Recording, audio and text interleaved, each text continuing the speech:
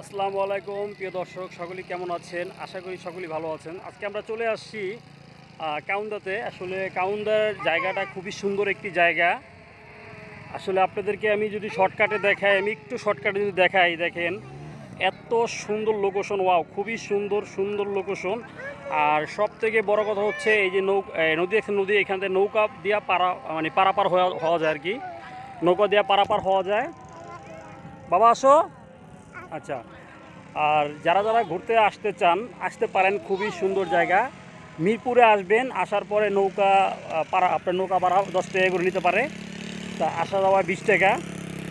আসলে 20 টাকা দিয়ে আপনার নদীর অনুভবটা করতে পারবেন, এত সুন্দর নদীর অনুভব। আবার আইসাই যে দোলনা, এই যে নাগরদোলা আছে, এত সুন্দর জায়গা, ওয়াও, খুব সুন্দর লোকেশন।